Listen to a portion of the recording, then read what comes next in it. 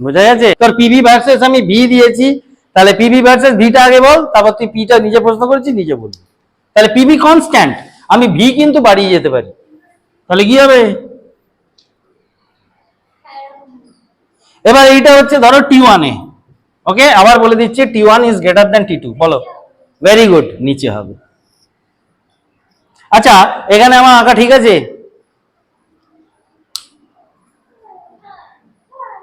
আবার দেখতে হবে অঙ্কের হিসেবে ঠিক আছে। এক্স্যাক্টলি। এবার সবসময় যে ডট ডট পেয়েছে মানে সব ডট ডট দিতে থাকবো এটাও নয়। আমাকে এইখানে এখানে টাচ করালে কি হয় ভালো করে বোঝো। এটা এখানে টাচ করালে কি হয়? আর বিন্দু তো হয়, সেখানে কার কি রকম মান হয়ে যায়, মানে পিভির একটা মান থাকে কিন্তু ভি এর মান কত হয়? 0। ভি এর মান 0 হওয়া মানে আয়তন শূন্য হয়ে যাওয়া। এই আয়তন কাকে বলে রে?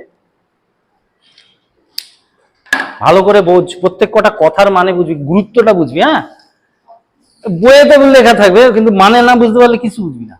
আচ্ছা আমরা গ্যাসের কথা বলছি না, তো এটা গ্যাসের আয়তন হবে। তা গ্যাসের আয়তন শূন্য হয়ে যাওয়া মানে কি?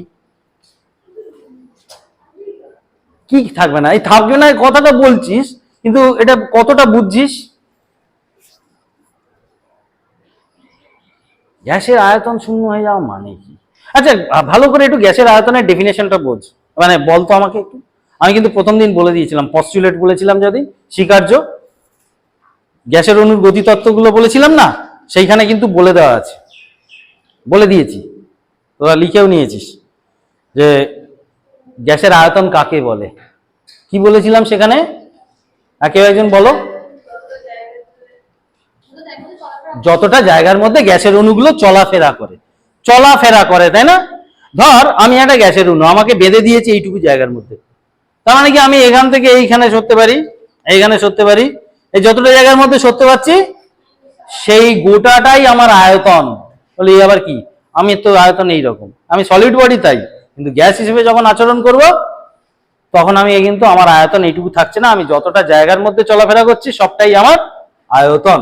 আচ্ছা এটা ক্লাস 7-8-এ তোরা পড়েছিস যে যে পদার্থের অণুগুলো তারা একটা নির্দিষ্ট সাম্য অবস্থার সাপেক্ষে উভয় দিকে কম্পিত হয়, মানে এই যে ডান দিকে বাঁ দিকে, ডান দিকে বাঁ দিকে কম্পিত হয়।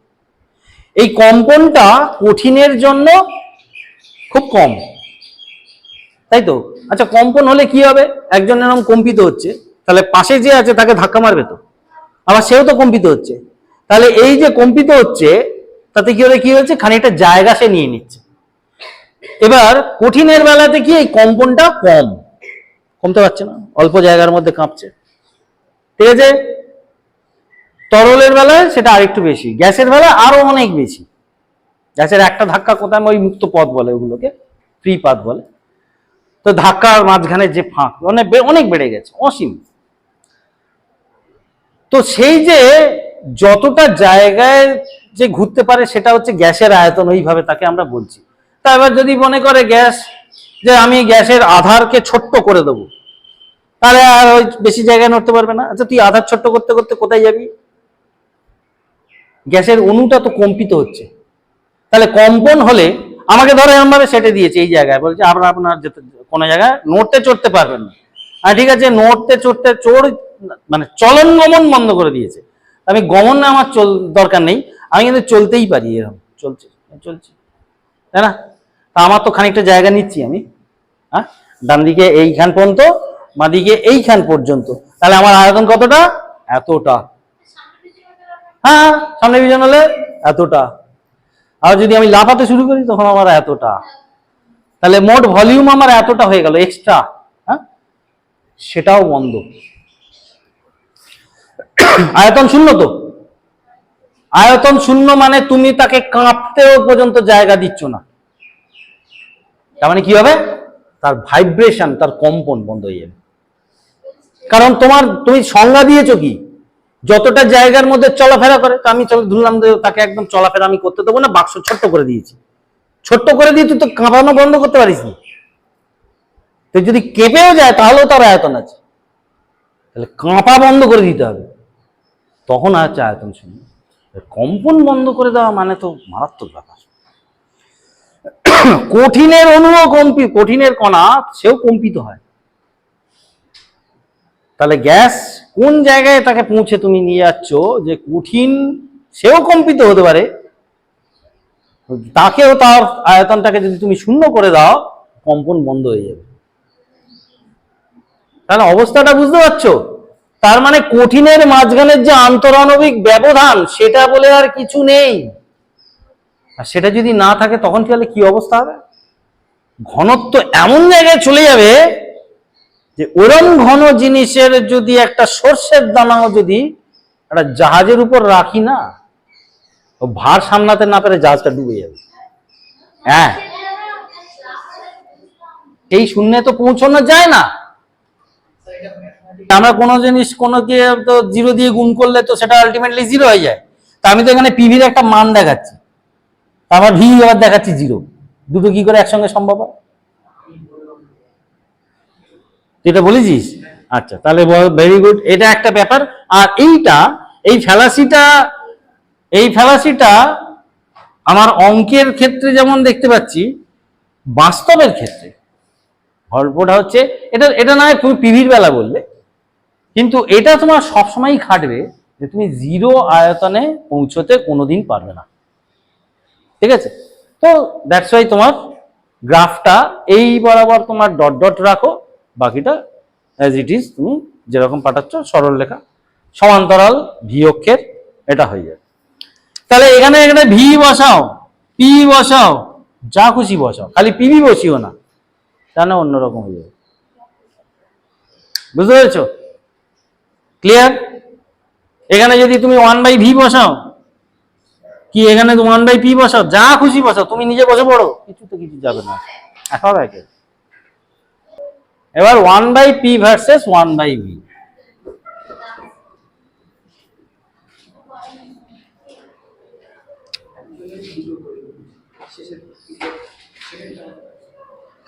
আচ্ছা, এটা কি হবে?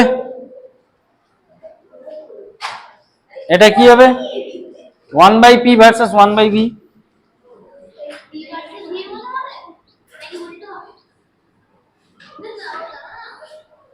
তো কি আছে, সব এক জায়গায় বারবার বলতে হবে কেন? পিবি সমান সমান কে।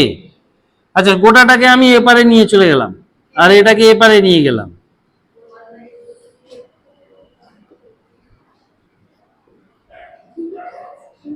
তো এটা কে মানে 1/k ইকুয়ালস টু আবার একটা ধ্রুবক মানে k ড্যাশ ধরে নিলাম।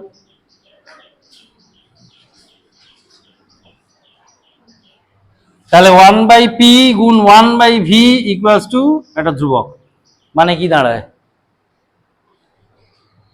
তো একটু আগে এরকম জিনিসকেই তো পি ধরছিলি, পি ভি সমান সমান ধ্রুবক, মানে এক্স ওয়াই সমান সমান ধ্রুবক। গ্রাফ কেমন হবে? এরকম হবে। এইবার এইটা T1 এবং T2 দুটো আলাদা উষ্ণতা, ধরে নিলাম এটা T1, T2 কোথায় থাকবে? ভালো করে ভেবে চিন্তে উত্তর দিবি। নিচে থাকবে, ওপরে থাকবে?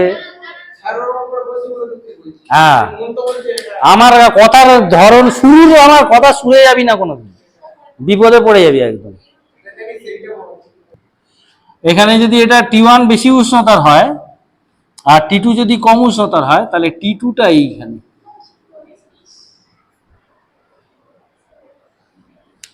কারণ উষ্ণতা বেড়ে গেছে। ভালো করে বোঝ, এখানে কিন্তু T2 কম উষ্ণতা ধরেই আমি সব সময় কাজ করছি, যাতে না গুলিয়ে যায়। উষ্ণতা আগের বারে কি ছিল? যত বেশি ছিল তত বাইরের দিকে গেছে।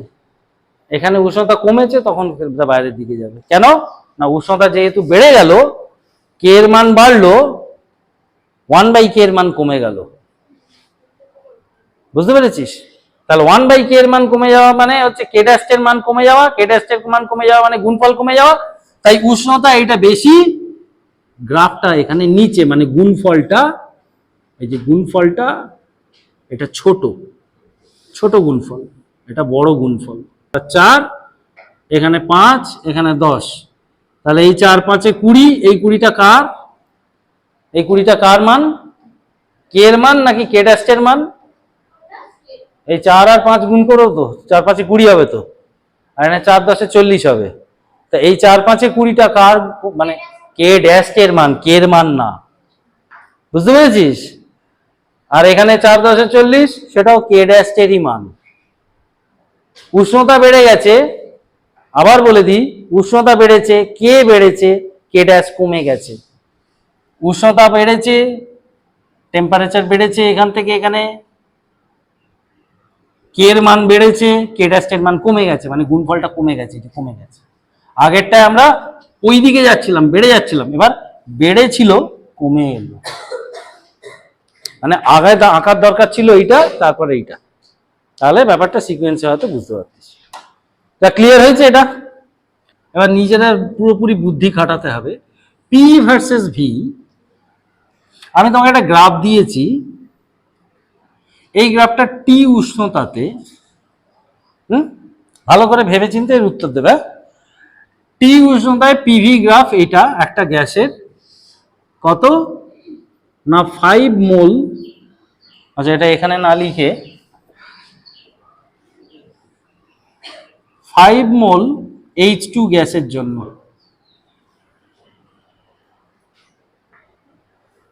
ঠিক আছে?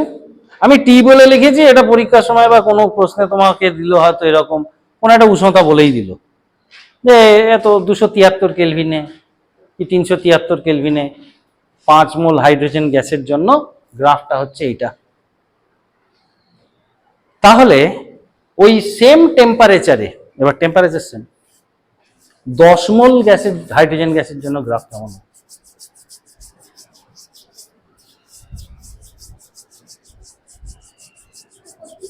হ্যাঁ, ওপর দিয়ে মানে এর উপর দিয়ে বুলি দিবি, মানে এই রকম নিচে দিয়ে যাবে।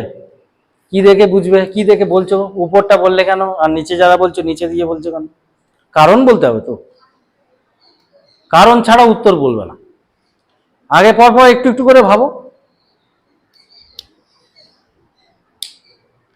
দেখ, একই জিনিস উষ্ণতা দিয়ে করিয়েছি আর মোল দিয়ে দিয়েছি, পরীক্ষা ওরা করতেই পারে। কেন এরকম দিলাম?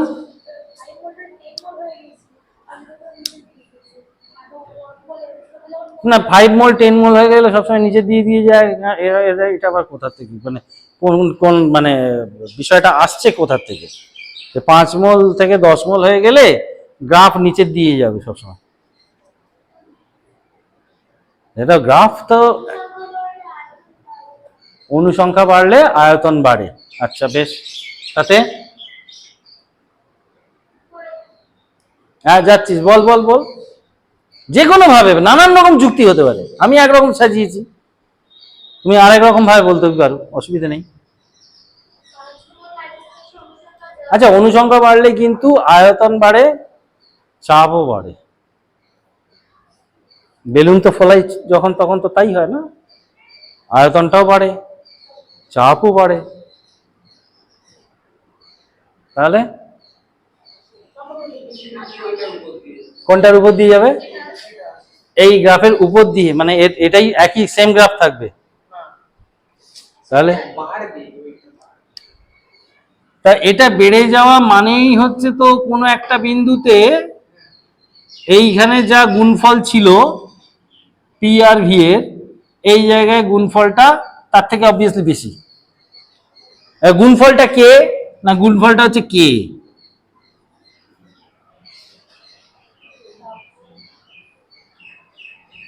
তো এই কেটা কি? কার্য বা শক্তি। কি শক্তি? আভ্যন্তরীণ শক্তি। আচ্ছা, আভ্যন্তরীণ শক্তি মানে হচ্ছে একটু আগেই বলেছি ই কে আর ই পি, তাই না? আচ্ছা, গতিশক্তির রাশিটা কি? Half M V square. M মানে কি? ভর। আচ্ছা, অনুসংখ্যা যদি বেড়ে যায় ভর বাড়বে না? বাড়বে তো। তাহলে গতিশক্তি, আচ্ছা আমি ভি কে বদলাতে পারবো? এই ভি মানে আয়তন নাকি? এই ভি মানে গতিবেগ, পাল্টাতে পারবো? হ্যাঁ কি না? পাল্টালে বাড়বে না কমবে? উষ্ণতা তো বাবা একই রেখে দিয়েছি, তাহলে সেম থাকবে। কেন? রেফারেন্স কি? সেই আবার গতিশক্তিতে, গতিতত্ত্বে বলা আছে বলা হয়েছিল যে ওদের গড় গতিশক্তির হচ্ছে প্রকাশটাই হচ্ছে উষ্ণতা কেলভিন স্কেলে, বলা হয়েছিল না? উষ্ণতা কি জিনিস না, উষ্ণতা টি is proportional to kinetic energy, বলা হয়েছিল তো। তাহলে টি যদি সেম থাকে তাহলে কাইনেটিক এনার্জি সেম থাকবে, তাহলে কাইনেটিক এনার্জি সেম, তাহলে এম যদি কেবলমাত্র বেড়ে যায় তাহলেই কেবলমাত্র কাইনেটিক এনার্জি বাড়তে পারে, তাহলে গতিবেগ আমার একই রকম আছে। তাহলে মোট শক্তির পরিমাণ যদি বাড়ে তাহলে আবার সেই এরিয়া আন্ডার দ্য কার্ভ সেটা বাড়বে, তাহলে বাড়াতে গেলে উনি কোথায় রাখতে হবে? বাইরে রাখতে হবে। কারণ এই কার্ভের আন্ডারে যে এরিয়া আর এই কার্ভের আন্ডারে যে এরিয়া, এটা তো এরকম ভাবে যাবে, এইভাবে যাবে, এর আন্ডারে যে এরিয়া, এই এরিয়া অনেক বেশি।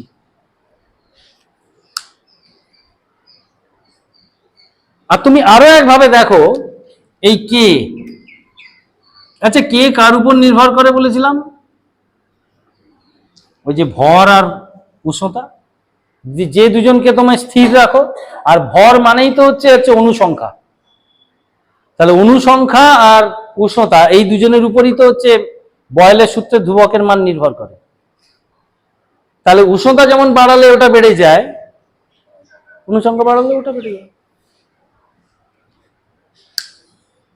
কারণ অনুসংখ্যা তার পরিমাণ যত, সংখ্যার পরিমাণ যত বেশি তত তো জিনিসের শক্তির পরিমাণ বেশি হবে না, কারণ প্রত্যেকের ভর বেশি হচ্ছে, বেশি সংখ্যক অণু বেশি বেশি শক্তি থাকবে, আভ্যন্তরীণ শক্তির পরিমাণ আরো বেশি হবে, আর আভ্যন্তরীণ শক্তি যদি বেশি হয় তাহলে পিভি গুণফলটা বেশি হবে, গুণফল বেশি হওয়া মানে বাইরের দিকে থাকবে, সোজা কথা। তাহলে উষ্ণতা বাড়িয়ে যে গ্রাফ আনা যায়, অণু সংখ্যা বাড়িয়েও সেই একই জিনিস করা যায়। খেয়াল করে দেখো তো, বেলুনকে তুমি ফু দিয়ে ফোলাতে পারো, আবার ওই যে গরম জলে রেখেছিলে তাই দিয়েও ফোলাতে পারো, কারণ ফুলতে গেলে তাকে তো কিছু কাজ করতে হয়, সেই কাজটা অণু সংখ্যা বাড়িয়েও করা যায়, উষ্ণতা বাড়িয়েও করা যায়, তাই রেজাল্টটা অণু সংখ্যা বৃদ্ধিতেও যা, উষ্ণতা বৃদ্ধিতেও